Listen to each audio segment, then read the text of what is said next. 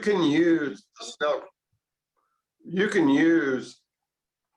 this Snelgrove process to do a lot of different kinds of things. So what I'm going to present tonight is just one aspect of how you can use it.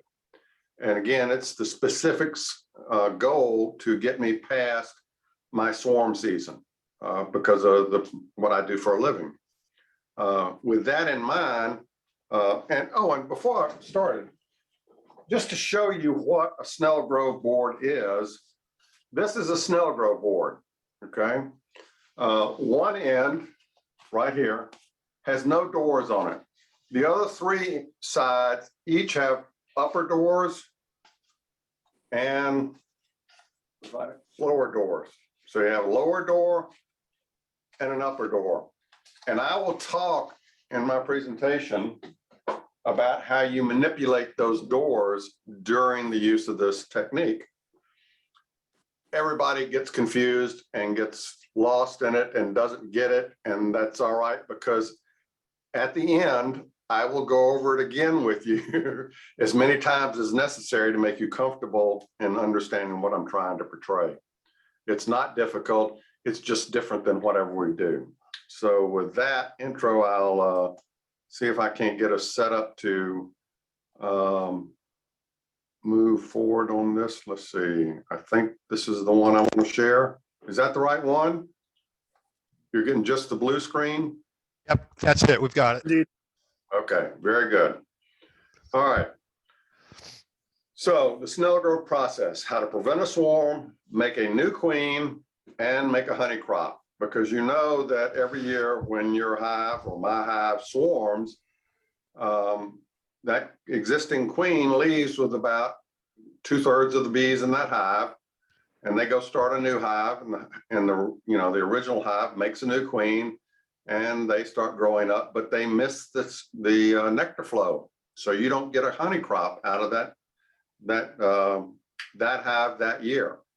So stopping a swarm for our purposes, because we have at least in Alexandria, we have generally about a 6 to 8 week nectar flow. So if a hive is not ready to go at the start of the nectar flow, then you're compromising your ability to make a honey crop. Let's see. This picture on the Snelgrove book, it's control prevention. That is not Snelgrove. Just in case some people think that that this picture is actually him, and I did do enough research to find out that that is not L.E. Snelgrove. Snelgrove method is nothing particularly unique about it. It does resemble the Damari method. The key differences in the Damari method and the Snelgrove method is that in the Damari method, you have to set up another hive. You have to have a bottom board. You have to have, inner covers, telescoping covers. You got to have everything to make a new hive. In the Snelgrove process, all you have to have is a queen excluder, which we all have, and a Snelgrove board. You don't have to set up a new hive. You can do it right in place. Now, there are some issues that you have to consider before you think about doing this Snelgrove process. And the first one is, where are your hives located? If your hives are located so accessing them is a challenge, then you may not want to, try to go with the Snelgrove process. Wow. Let's talk about this. There's all sorts of literature out there written about the Snelgrove process. Here's one, Jerry Borger. This is the 2018 American Bee Journal. Let's see. As you can see, everybody's been writing about it for a long time. So there's nothing that's particularly new about it. Now, each one of these write-ups is not about what I do. So again, it's something that can be used for a number of different uses. Here's one that was Randy Oliver, that we all have heard of out in California. He uses them for his process. So what am I going to try to teach you tonight? I'm going to try to teach you how to set up the hive configuration for a Snelgrove. I've developed a spreadsheet that is quite long. It's an automatically calculating spreadsheet. I'm going to show it to you first, and then I'm going to break it down into thirds and walk you through each third of it so you'll know what's going on. And by the way, if at the end of this presentation and if you decide you want that spreadsheet, you know, just get in touch with me. I'll be glad to give it to you. I don't try to attach any royalties or get any kind of compensation or protectiveness. You know, if in the process of doing this presentation, I'm able to make you into a better beekeeper than me, then I have done something beneficial. The other part I'll cover at the end of this presentation is how to disassemble the hive configuration that you set up for the Snelgrove. So let's get started. Here are the three pieces of equipment that you're going to need. One is your queen excluder. The other is the Snelgrove board. And then you're going to have at least one box that has drawn comb in it. Not foundation, but drawn comb. And if you're an 8-frame hive, you've got to have 7 frames of drawn comb. If you're in 10-frame hive, you got to have 9. And I'll get into the whys about that. But this is all you need. You need a box, you know, with your drawn comb, your queen excluder, and your Snelgrove board. This is my friend Richard Whitlow. Richard does not know that there is protective clothing available to him. He chooses not to do that. Here he has taken a hive in early spring. He's taken off the top 2 boxes. We're down in the bottom box, and he's looking for the queen. We've already been through the other 2 boxes, which you can see kind of behind his arm, okay? And he's going through and trying to find the queen because that's step 1 in our process. And I got a little video.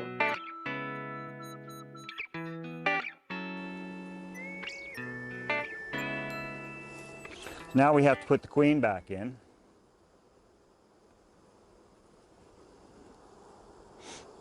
And let's see, here she is over here. And so, did you know that queens have a handle? No. Sure. I like them to, and there's the handle right there. The wings are the handle. See, it's very, when you pick them up by the wings, it doesn't hurt them at all. That's not squeezing their abdomen. It's easy to pick them up. It's easy to put them down. If you want to put them down on something, you just go like this and they'll stand. Here's how you hold a queen bee. You hold a queen bee by the thorax. Let her stand on your finger and then just hold her. You can walk around the bee yard. You can go to your truck. You can hold her like this. She's able to breathe. You're not hurting her abdomen. You're not squeezing her too hard and damaging her organs. And then if you want to pick her up and put her back in the hive, there's her handle right there. You just kind of squeeze your fingers together. And if you want to put her back in the hive, you just show her the way. Let her look down in there, like that, and then let her go. She'll go right down.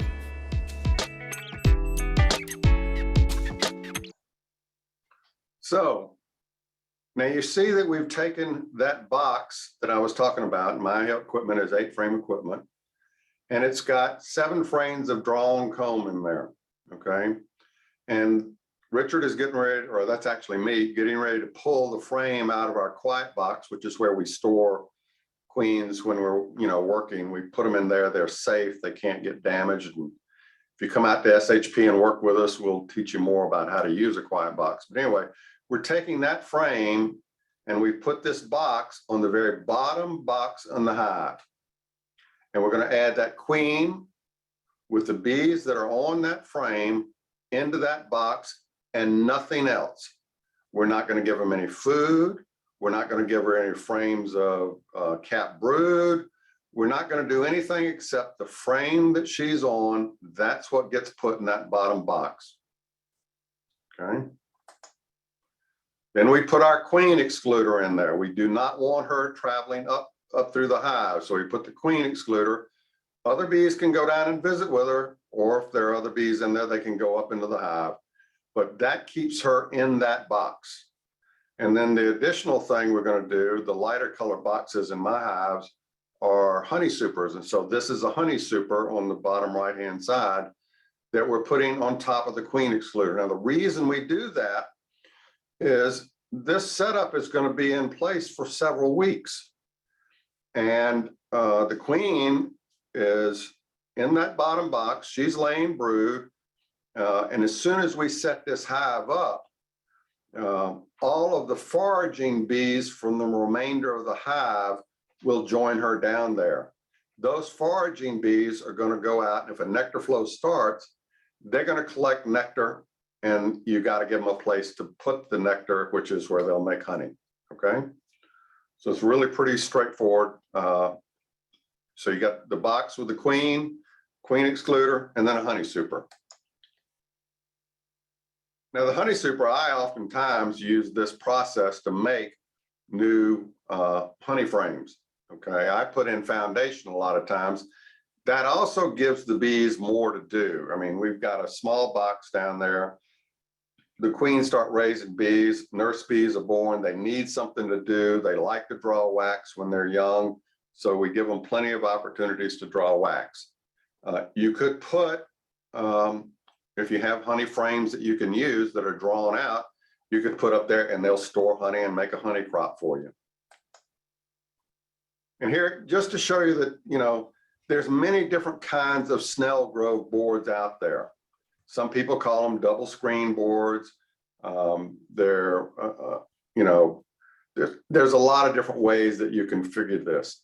The main thing that you're trying to do is you're trying to let the odor from the hive below and the heat from the hive below travel up through the hive and provide warmth to everything that is above it. And you'll see where that pays off in a little bit. Parks? Yeah. Yeah. I just wanted to ask, is there, what triggers this, you know, gets you in motion on this? Is it a date? Is it a pattern of weather, or what is it exactly? Well, actually, you can do it by a calendar. In other words, if you know when your nectar flow starts and when your swarm season are, you can do it on a calendar. It is best if you do it when you've gone in your hive and you found a queen cell, or you find other evidence that the hive is preparing to swarm. You know, ideally, if you can find it when they've just made a queen cell, that's the perfect time. That's when it works pretty much flawlessly every time. But I've sometimes had to go out there, and if your hives are anything like mine, like last year we had a real warm period. I had hives that started making queen cells. I went in and I set up the Snelgrove board. Then it got real cold. So the bees tore down those queen cells.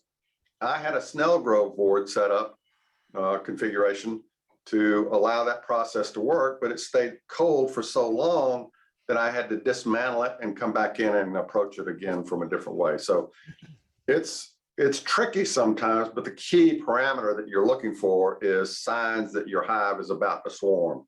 And if you have hive scales, there are ways that you can look at the weight changes in the hive and get some indication that they're preparing to swarm. That's a whole nother topic that I'll try to stay away from for the moment. Does that answer your question? Yeah, but I have a follow on now. Is Okay. When you find these queen cells, are you relocating the frames that they're on into other hives, or no? No. As I said, the only thing we're going to do is take the queen on the frame that she's in, and we're going to put her in that bottom box with the drawn comb. Okay, That is the only movement. Everything else stays exactly the same. so the queen cells will be above. Right. Okay. Right. Okay, great. Okay. So here we assemble the remainder of it. In other words, we've got the bottom box with the queen in it. We've got a queen excluder, which you can see it. Then we got a honey super. Then we got a Snelgrove board. And then we got the 3 boxes from the original hive configuration.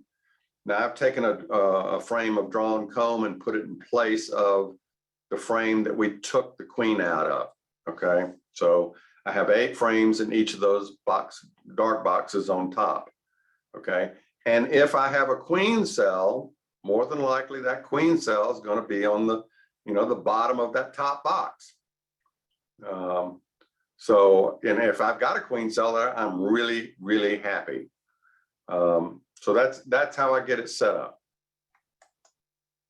So now you're ready, except this won't work. And I'll tell you why it won't work. And I tried this 2 years in a row before I realized what my mistake was. You'll notice on the bottom of this stack of hive bodies, I've got one 8-frame medium hive body. So I'm going to show you in the instructions. If you go down and you look at item B there, it says a new deep box of combs is placed on the old floor. And I didn't use deeps, I used mediums.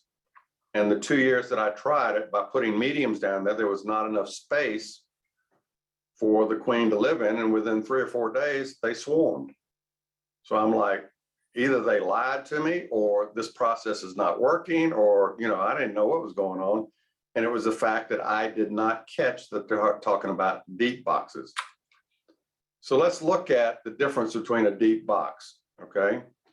Now these are deep boxes. One's a 10 frame, and at the top is a deep box. Both, they're 10 framers. You can look at the volume of a 10 frame deep, which the significance is back in the 30s, most all of the equipment they were using at that time was 10 frame hive bodies, and they were all deep hive bodies. Mediums hadn't come into vogue yet. The second one shows a medium, okay, an 8 frame medium, okay, and it's only 24 liters of space. Well, that's not enough. If you look at 2 8 frame mediums, it's 48.9 liters, which is a little bit more than a 10 frame deep. So if you want the Snelgrove process to work, you got to put 2 boxes in that bottom configuration below the queen excluder. Again, I put the queen in the very bottom box with drawn comb. Ideally, if I have plenty of drawn comb to spare, the second box on the bottom will also be drawn comb. If I don't, of the 6 frames up there, the 8 frames up there in that second box, I could put in, 8 or 6 or, 4 frames of foundation, and it would probably work out all right. I did it 1 year with, I think it was 6 frames of foundation, and the bees drew it out, and everything worked fine. But it took me 2 years to realize that I wasn't paying attention to the fact that in the 30s they used one kind of equipment, and in our current years we use a different kind of equipment. So it doesn't sound like a single 10 frame medium would be enough volume either. Yeah, you've got to calculate the volume in there, but I don't think it would be enough either, because you're only adding 2 more frames. Right. So you'd have to go two of those to I wonder if there's too much space you can give them, but when I've used this, there was 1 year where I could not get back in time that I wanted to disassemble it. And of the 2 hive bodies on the bottom, all 16 frames were wall-to-wall cap brood. And had I not gone in at the particular time that I did, they probably would have swarmed, okay? Yeah. So that would lead me to believe that 2 10 frame hive bodies would work quite well. Okay, sounds good. All right. So let's go and look at the spreadsheet for a minute. This just gives you an idea. Now, I'll give you the key to this spreadsheet right off the bat. You'll see at the top in the blue, it says Snelgrove Board installed on Saturday, February 20th, 2021. Now go to the date column. The the days, the columns are the egg day, the Snelgrove Board date, the age of the queen, the age of the worker, the day of the week, the date, and what the manipulation is. Look at the date column and look down at the bottom, and you'll see it's April 15th. That's not by accident. I know that I can do this process for my purposes as early as February 20th, and technically it should work out for my purposes, okay? So again, let's just look at the columns we're talking about here. The day of the egg, in other words, I'm talking about the day that the queen lays the egg that we're going to be tracking and following, okay? The date that the next column is the date that I asked, how many days has this Snelgrove board been on the hive? And then when the queen, emerges, then we're going to track how old is the queen. And then when the new queen starts laying eggs, we're going to track what's the age of the worker.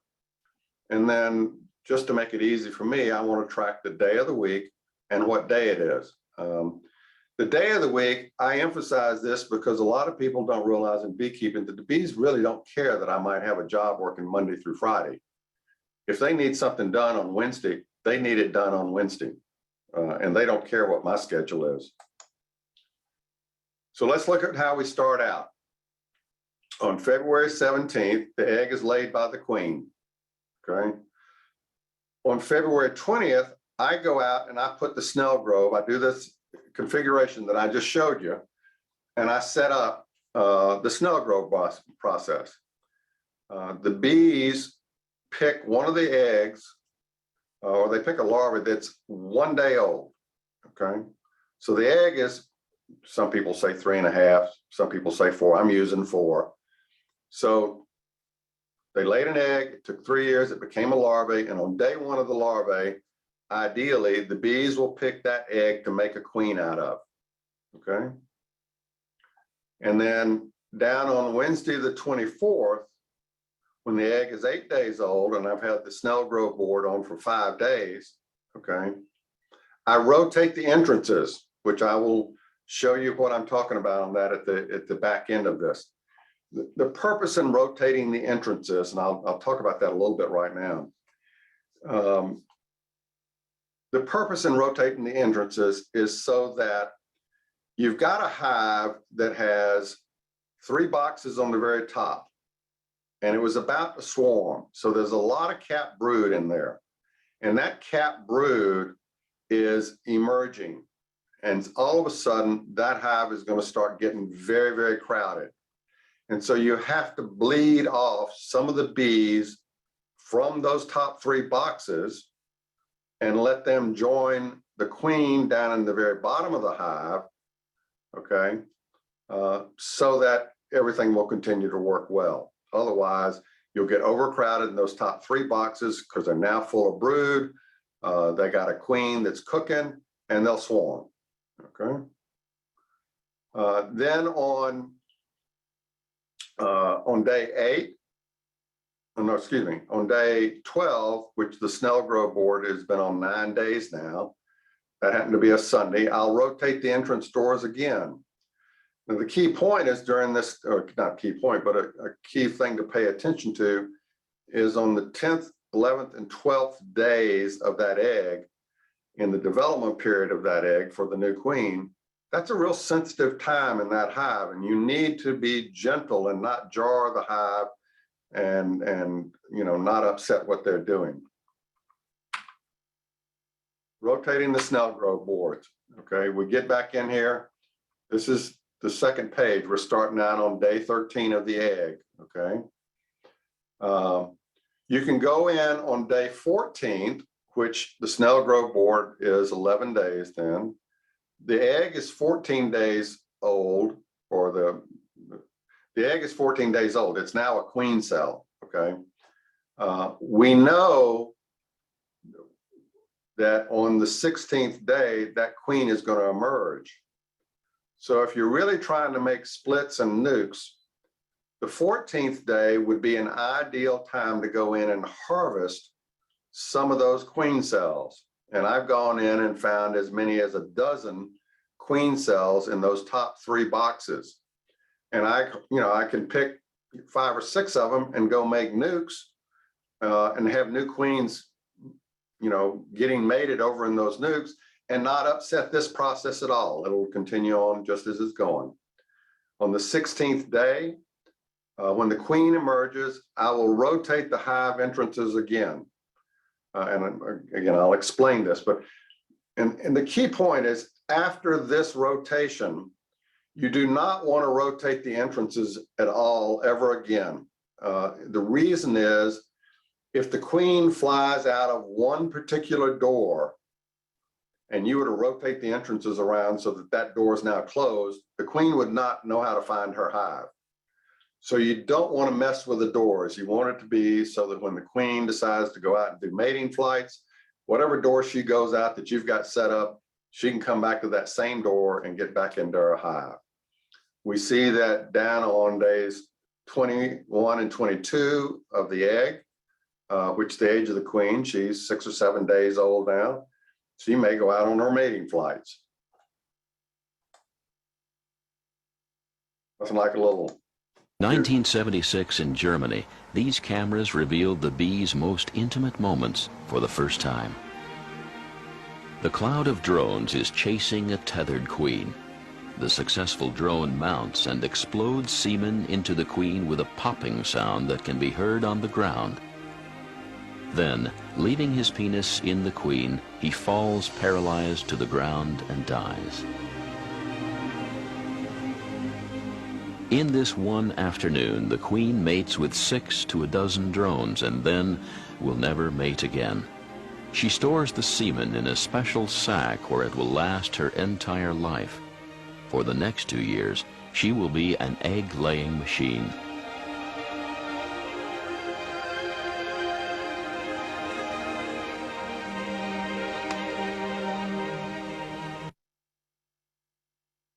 It's a little interesting diversion. So we pick back up here. The queen has gotten mated. She started laying. You can go in and you can check on day 27 of the egg, or that egg that became a queen she would now be 27 days as an egg. The queen's age at this time is about 12 days old. Okay, she should be laying by then. So she's going to lay an egg for a worker. So that egg, we're going to start counting how long does it take for that egg to become a foraging worker. We go down to day 30 on the egg. Okay, check for larvae. If larvae is found, and again, we're checking in the top 3 boxes. If we go in there and we find eggs and larvae, we know that we have a mated queen. We know that she is laying, and we can now begin to disassemble the hive if we want to. We don't have to do it right then and there, though. You can go beyond that. This would be the earliest that you want to do it because you don't want to upset this process until you know that you've got a laying queen. If you go in and you see no eggs and no larvae, and you don't see a fat queen in there, then you know that the process didn't work. Some people throw up their hands and say, oh, this is terrible. Other people like me, you disassemble it, you start over. You do the setup again. You find your old queen, you put her back down the bottom in 2 boxes, and you build the process up again and you go over. You do it again. If you follow this counting out, okay, 58 days after the egg was laid that was used to make the new queen, the Snelgrove Board has been on 55 days. You've now got worker bees that are 32 days old. They will be out foraging. So you've got a functioning hive in the very top 3 boxes. Okay. So here's what we have: the new queen and the old hive on top, those top 3 boxes. We've got honey supers in the middle, because remember, we said we were rotating the entrances so that the bees in the top 3 boxes would go down and join the queen below, and I'll show you how that's done at the end of this. Then we've got honey supers in case there's been a honey flow, and normally in my environment there is a honey flow of sometimes. One year it was quite robust. Okay, then we got a queen excluder, and I've got the old queen and all the brood that she has laid in those bottom 2 boxes. So I have 2 functioning hives on 1 hive stand. So what do we do next? Well, we got to disassemble this process. So we take the top 3, to remove the original hive, which is the top 3 boxes, and it's the one that's got the new queen in it. And we take it and we set it aside. Then we remove the honey supers. Then we go down into the bottom 2 boxes where the old queen is, and we remove that old queen. You know, we look for her, we find her. If we're lucky and we marked her during the previous summer, she's much easier to find, okay? Then we take it over and we use that old queen to make a nuke. Now I've got a nuke, which in Alexandria, you can sell between, you know, if you've got an overwintered queen in a nuke with a couple of frames of brood, you can get $225 for a nuke, okay? And with your young and laying new queen, you make a new hive using all the bees from the original hive. In other words, I only stole the queen and a couple of frames of brood to make the nuke. All the foraging bees that were down in those bottom 2 boxes working with that queen and all the brood that she laid while all of this was going on is part of this new hive that I have set up. They'll accept each other right off the bat. You don't have to do any newspaper combines or anything of that nature. And the new bees that were made by your old queen are now in this box. So you got a new queen, she's laying brood. You got all the brood that was developed while she was being developed, and you haven't lost 1 day of productivity for your production hive, other than the fact that you now have a nuke that you can sell for $225. So what's the message here? When you go in your hive in the spring, and this is what you find is a frame that's got queen cells all over it, go get your Snelgrove board and play around with it and have some fun.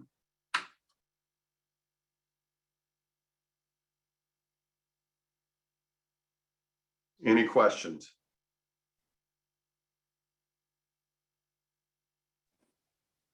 Okay, so you've got 8 queen cells on that frame or somewhere near there. You're gonna let them all hatch out in the top of your hive here? Sure. I mean, you could take them and, you know, harvest some and make some nukes if you wanted to. Uh-huh. You know, that brings them an interesting point. I don't know if you're aware of this, but when the bees make queen cells, they'll leave a couple of hours in between the timing of those queen cells so that the first queen that emerges, they'll have a couple of hours and sometimes even a day to evaluate, do they like that queen? If they do, they'll let her kill the other queens. If they don't like that first queen, they'll ball her and wait for the next queen to emerge and check her out. So yeah, you can do whatever you want to. I generally like to leave them with about 3 queen cells in a hive that I'm letting them make a new queen. Okay, okay. So you're at least cutting the numbers somewhat, so there may not be as much chaos with queens killing queens. Right, right. Now, Okay. let me just show you a couple of things here. The Snelgrove board comes and it has, as any other configuration, it has one end that has no doors on it. That is the end that you want to put facing the front of the hive where the original entrance is, because you never want to have doors that could allow the bees to get confused with where their original entrance is. So on this side, when I make my Snelgrove board setup, and I've got the 3 original hive boxes up here full of all the bees that have been there over winter, and I've got the honey super and the new queen all down below hand, I will open this top door because these bees don't have a front entrance over here. I'll open this front door, okay? they will exit there. All the foraging bees will exit that top door, but they will not come back here. They will go to the original entrance down on the very bottom of the hive, which is where the queen is, and they will join the queen. Okay, so you just now given the queen, without having to do any shaking or doing anything other than set her aside, you've now given her a workforce that can help her raise bees. And as we all know, foraging bees can revert to nursing activities. Nursing bees cannot progress to foraging activities, at the snap of a hand. So those foraging bees will go down there and help the queen raise new bees. And she probably had some capped brood on the frame that was put in that hive with her to begin with. So after 4 or 5 days, or whatever my spreadsheet says, about 4 days, I think it is, I will, all of a sudden, I will want to take the bees that have now matured into foraging bees, and I can watch this exit. After a while, there will be bees that are no longer going down to the original entrance. Those are the old foraging bees. The bees that were hatched up here in this box, this is what they know as their entrance. And you'll see an increased traffic going in and out of here. So when that starts to get a little crowded up here, I will close this entrance on the top and open one on the bottom. So all of the bees that flew out this morning in the top, when they come back at the end of the day, they're like, well, that door is shut. Well, hell, this one down here will do just as good. So they'll use it. That door takes them down to where the old queen is. Okay. So they will go down and join with the queen. They can get through the queen excluder. Okay. And they will join with that hive down there and help those people, those bees, harvest nectar. After another couple of rotations, after a while, I want to stop using this side. So I will close that. Okay. Now nothing happens over here at all. Let me back up. When I closed this one and opened this so that the foraging bees could go and return and join the queen below, these bees up here all of a sudden do not have any entrance area. So I'll go over to the other side and I'll open that door. Now they will start using that entrance. Okay. And the bees that were already foraging, they will fly out this entrance and they will come back over here and they will go in the bottom and go down and join the queen. So I'm depleting the population of bees up here as I'm increasing the population of the bees below. And I'm keeping the top 3 boxes from becoming overcrowded and creating a swarm condition. And so after I've bled off and I no longer want to see any activity out of here, I can do the same thing again. I can close that door, okay? I can come over here, close this top door. Now I need to open this bottom door so that the bees left here can come back and join in here. At the end of the day, they'll like, the door we came out of this morning's closed, but well, this one's good enough. Let's go back in here. Now, in the meantime, you got to get another entrance. So you go back to that back side and you open that, you now have a 3rd entrance, okay? So the manipulation sounds confusing, but if you think about what you're trying to do, which is bleed bees off of the top and have them increase the population below, it's really quite a simple concept to grasp and get a hold of. Does that explain it? Does anybody have any questions about this rotating the entrances? Because a lot of people do seem to get confused about it. Yeah, I'd like to see you run that part again when you do a recap of the whole process, actually. But before that, there's a question someone had about pheromones from the original queen coming up through the board, and why doesn't that disrupt activity with the queen up above, the new queen? Pheromone is passed by touch. It's not an odor. So for them to get the queen pheromone from the queen below, they would need to be able to touch that queen. And that's the purpose of the double screen board. There's a screen on the bottom and there's a screen on the top, and there's a space in between that's about the thickness of a piece of plywood. And the bees cannot reach through there and make contact. So if you think about it, it's really an ideal setup. You have all these foraging bees down below creating heat that is rising up through the hive to the very top boxes, and that is the hive that is trying to make new queens. So the warmth helps them make even a better queen. Okay, but there is no pheromone transfer between the bottom hive and the top hive. Okay, and with a single screen, you might get transfer because they're able to touch Correct. through a single screen. Okay. Yeah. Okay, another question is, okay, someone's asking about getting your spreadsheet. So we'll do a bulk transfer. I'll be the intermediary on that. All right.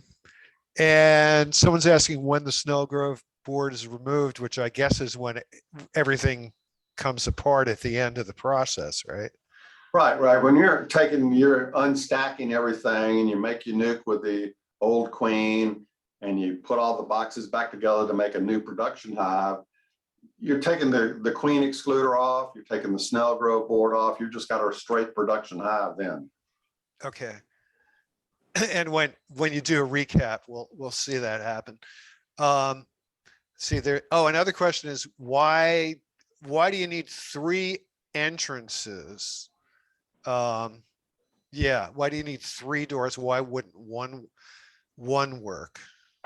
Well, let's go over that. It's a good question. So I start out, I open this entrance up here.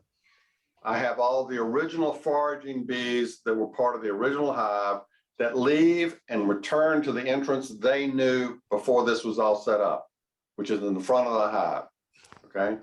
After a while, all those bees will be down there and they'll be you going in and out of the entrance. They will not be using this entrance anymore. The only bees that'll be using this entrance are the bees that grew up in this hive since we set up the Snelgrove and matured into foraging bees. And they will be leaving, okay, to forage. Now, if I didn't bleed that population out of this hive up here and have it join the one below, this one up here would get overcrowded and they'd want to swarm, okay? So I let them leave out of here in the morning time. Then I sneak out there, I close their door. I open this bottom door.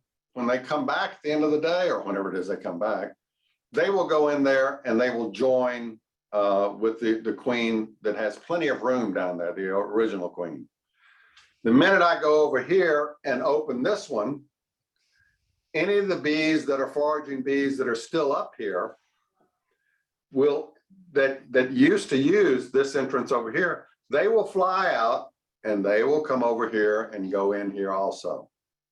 So you're just bleeding off the mature foraging bees, which is what the hive below needs.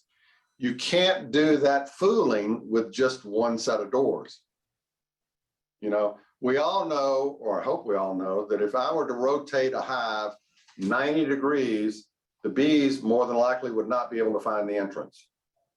It's that critical. So location is everything for them. Every afternoon around 2 or 3, when you see them out doing their orientation flights in front of the hives, you know, what they're doing is orienting as to where is their entrance, because they always want to be able to get back to what they know their entrance is. And when I confuse them over here by, you know, closing this hive or door and opening this door, they're only confused by a couple of millimeters, you know, less than an inch. And they're like, yeah, okay, fine. Somebody rearrange something, you know. They don't get that they now are going down into the bottom hive, okay. They're accepted just fine, even though they were raised by a queen with different pheromones. You know, if you're a foraging bee and you're bringing stuff back to the hive, guess what? They will let you in. They're not going to turn away if you're bringing good stuff back to the hive. That help? We hope so. Okay, so I'm not going to ask for specifics at this second, but the timing of manipulating the doors is specific, right? It's at certain point in the process. You probably already mentioned it, but well, okay, so we'll cover that again in a minute or so. But let's see. Another question is, Joan's asking if you're using the long side of the hive for a permanent entrance, not the short side. And if so, does it face the sun? I don't know, Joan, if you want to turn on your mic. Yeah, I noticed that one of the pictures, it looked like the main entrance, the permanent entrance, not the Snelgrove entrance, was on the long side of the hive. Yeah, this is something that I picked up from working with Billy Davis. He taught us that running a hive the warm way, in other words, the cold way is when the thin part of the woodenware is facing the entrance, okay? And the frames are in here, and so we call that the cold way. When you rotate the hive like that, okay, so that the long side is facing southeast or the sun, we call that the warm way because the bars in here are now running this way for the frames. It's called the warm way because in the winter time, you have more sun hitting your hive because you have a bigger surface over here, and it theoretically improves the probability for the bees getting through the winter successfully, technically speaking, okay? I don't know that any research has ever been done to prove that. I think it's folklore. I accept it, and I keep my hives the warm way, and they do just fine during the winter. Do you have custom bottom boards with an entrance? You know, what do you call it?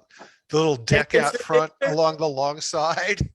That's a whole nother presentation Oh, on my boy, hive okay. bases. All right, well, let's skip that. I'm on the 4th generation of them right now, and I can tell you right now, it is way too labor intensive to ever be offered as a commercial product.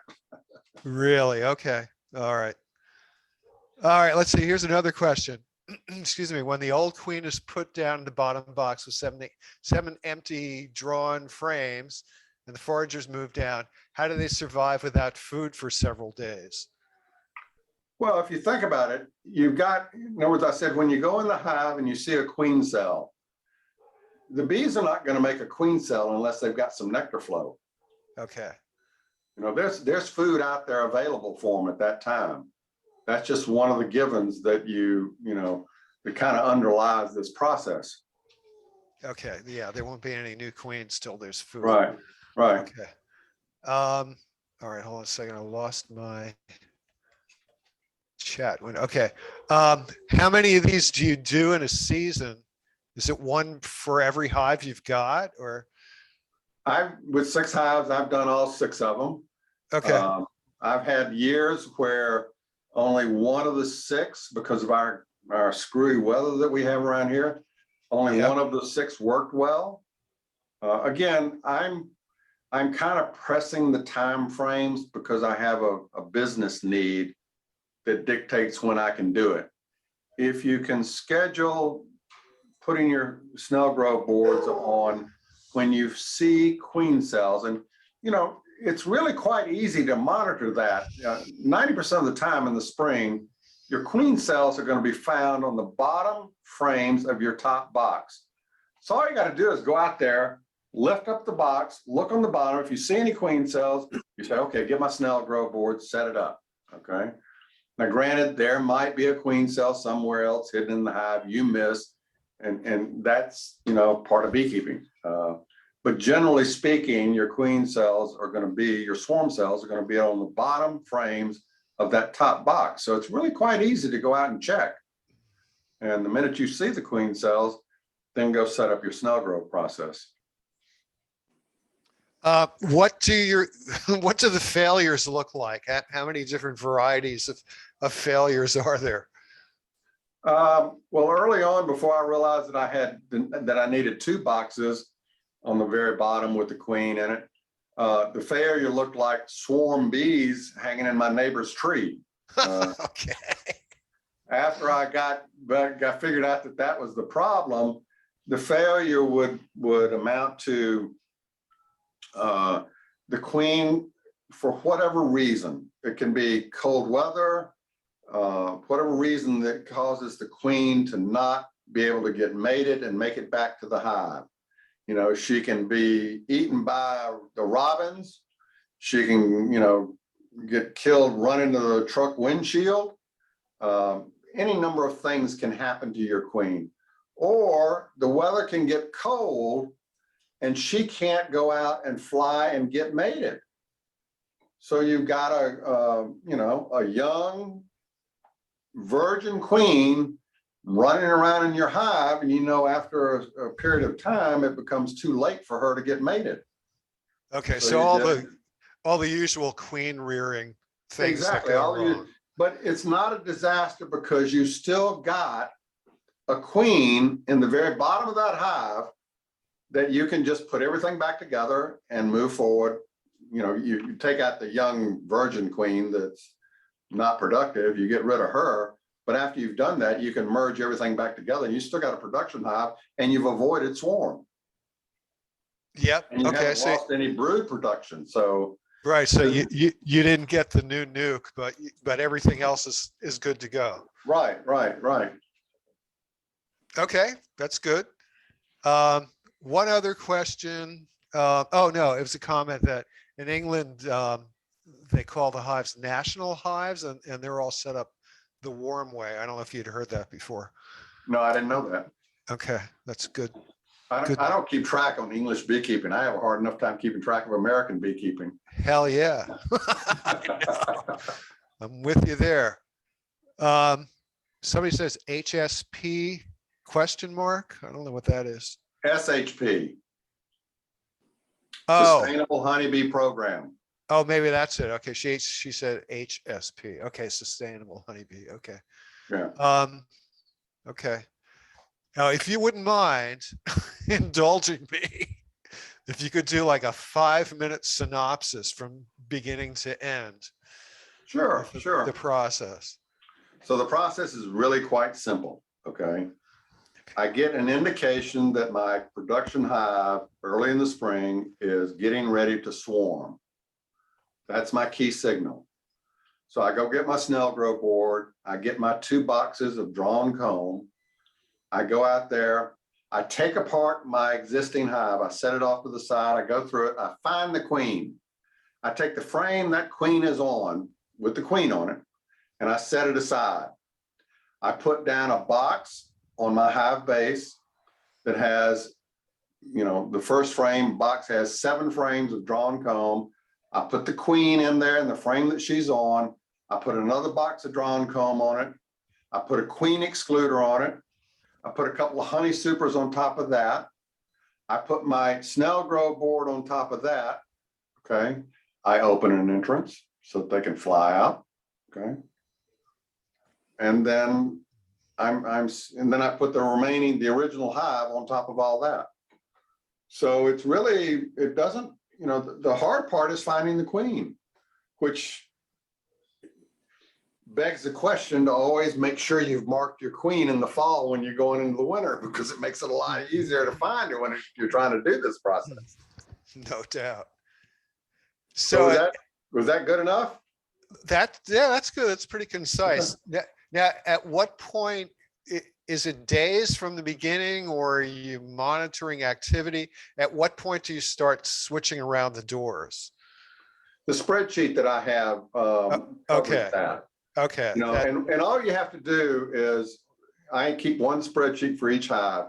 In that top box where I said the date that, you know, the blue box that said when the date that I created the Snelgrove or I added the Snelgrove, you put a date in that box and the spreadsheet automatically calculates everything else. Oh, nice. So you just have to do one entry and that's it. Great. Okay. Anybody else? We've got time. Yeah, Mike, I have a quick question. This is Todd. So you stated, Parks, that you are doing this, you're forcing the issue as opposed to waiting for queen cells.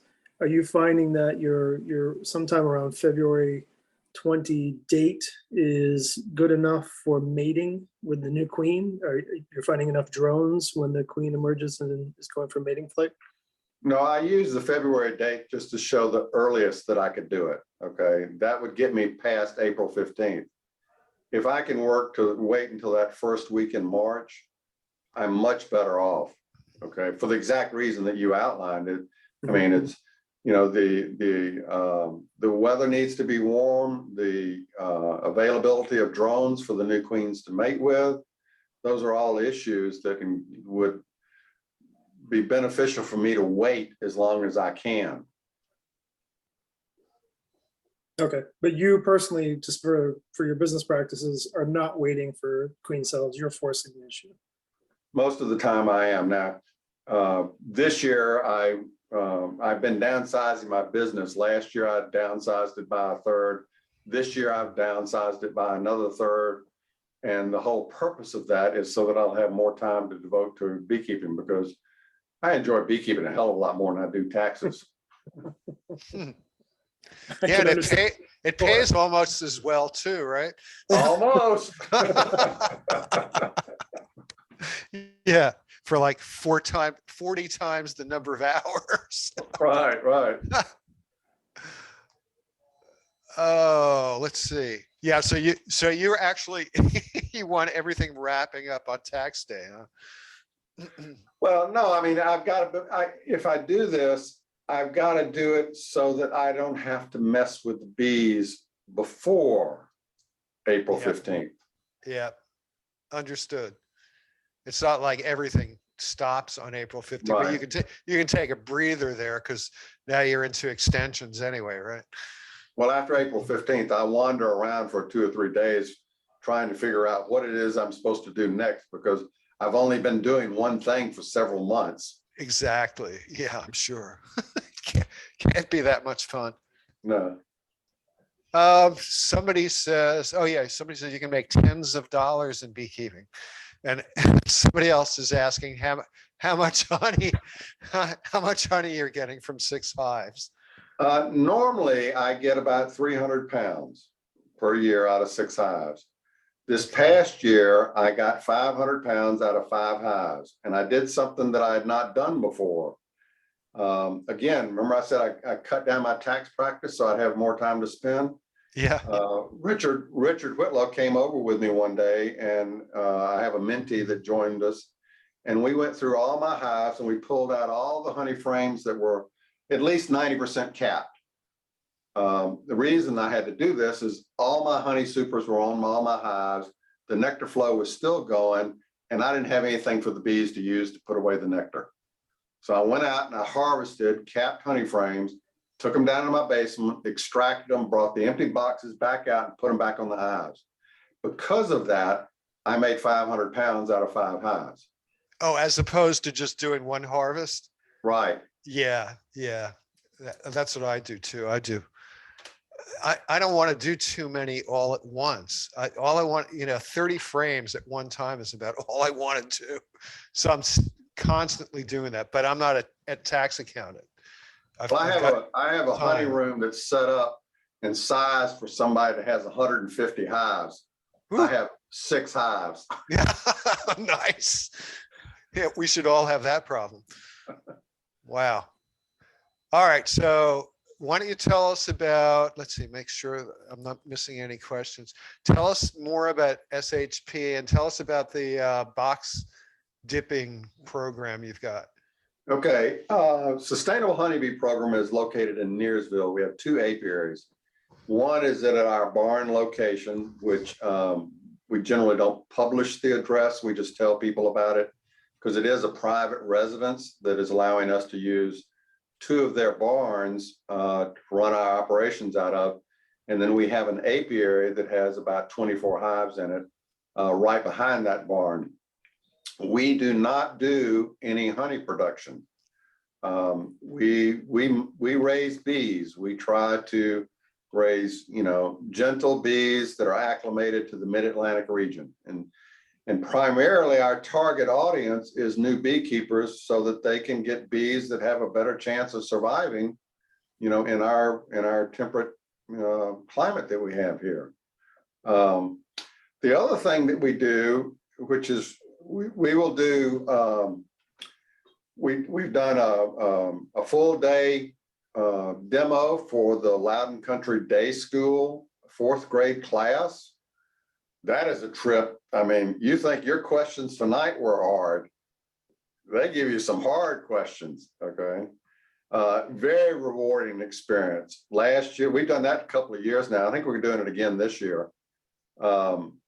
Last year, we did the new beekeeping beekeepers that graduated from the training program in the DC Beekeepers Association.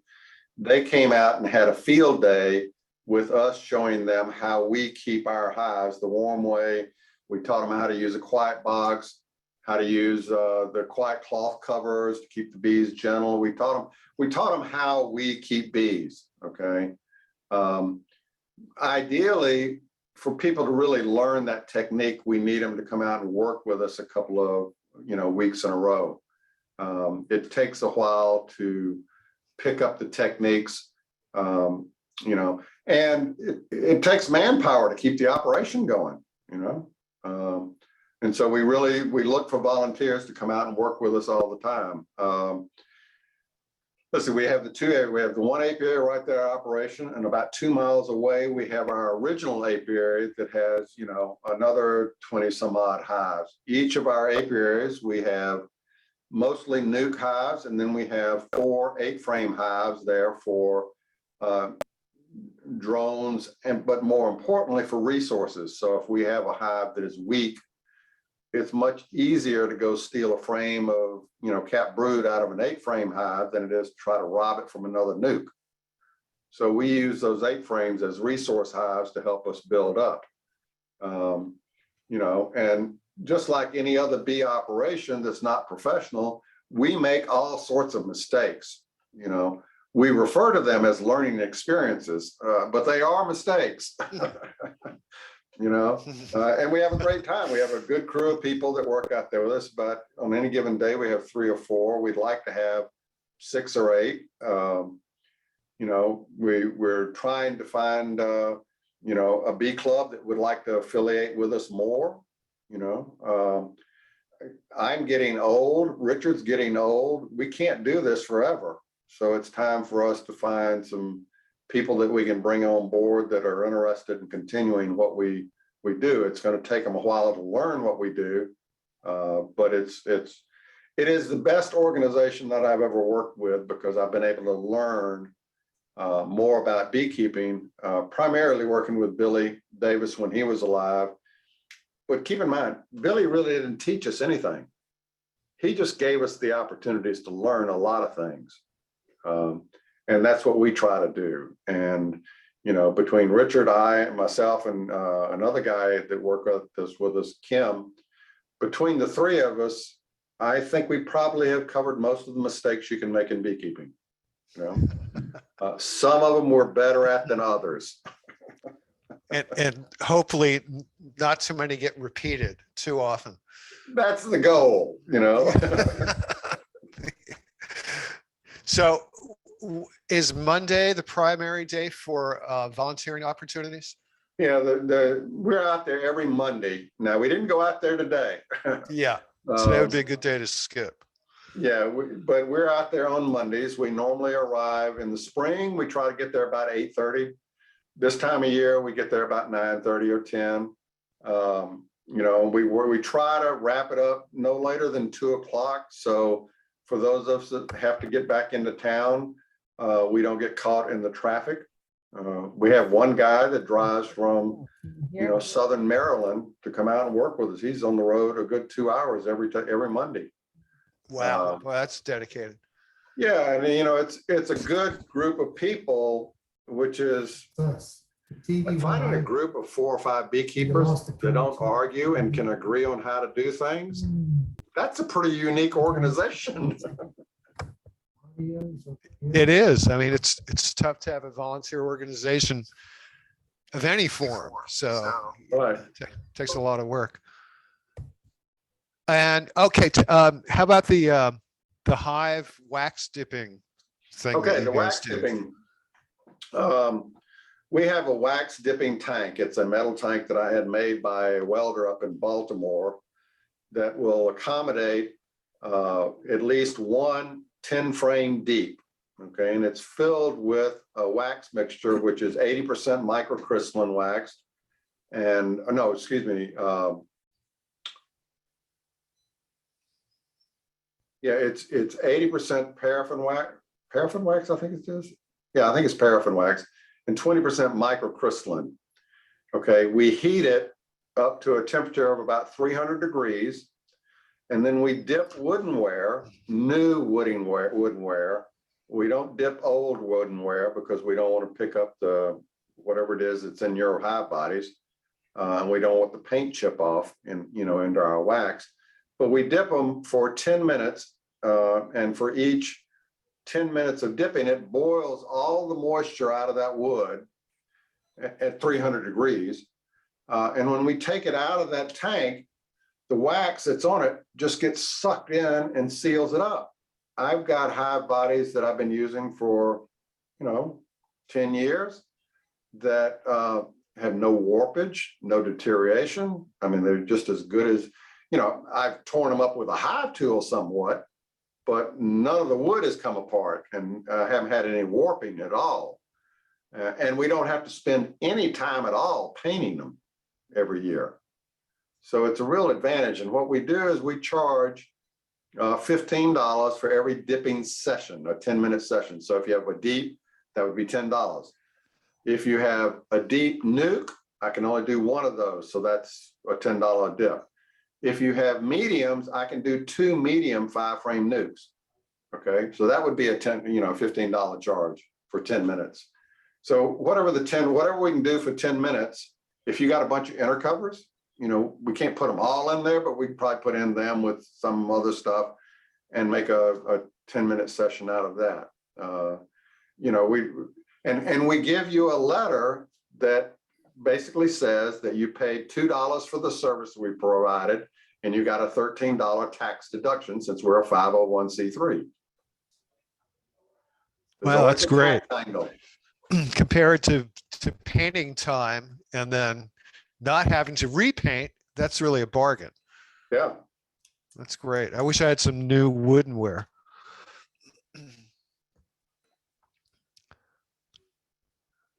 All right. Anybody have any other questions?